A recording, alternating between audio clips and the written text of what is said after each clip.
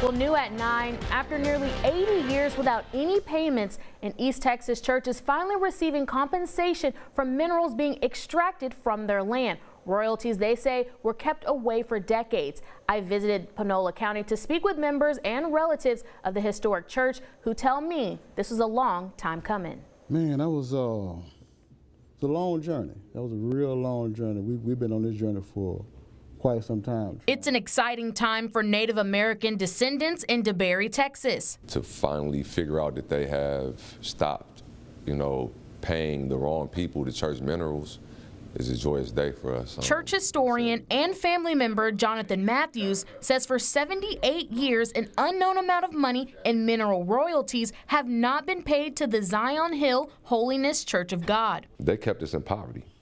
They kept us in poverty, where people, what we come from, they altered a lot of lives back here. They stopped paying the wrong people until they start paying the right people. You know what I mean? I'll be relieved when they cut their check.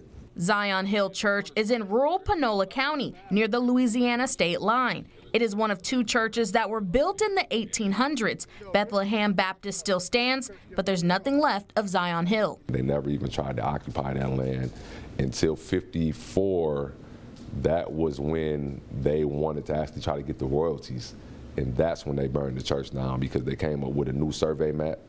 And on that survey map, none of our relatives, none of the colors that are from this area are on those maps. Racial opposition in the small, unincorporated community, Matthew says, stopped his ancestors from fighting for the money they were owed. Intimidation tactics, things of that nature, lynchings, just is if you lived back here, you couldn't report these type of things to anybody. As they walk through the cemetery of their relatives, strength is renewed to continue to fight for them. This was a life journey for us. We would never stop. We was never going to stop. So it was like, as long as I had breath in me, this was going to be a fight that was going to be fought.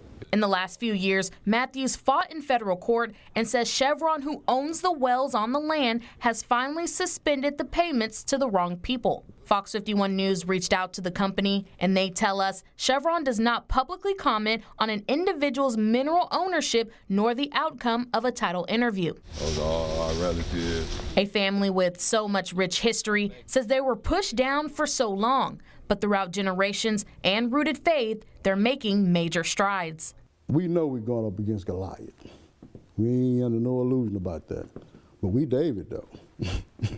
You better believe that we David. And get back what always belonged to them.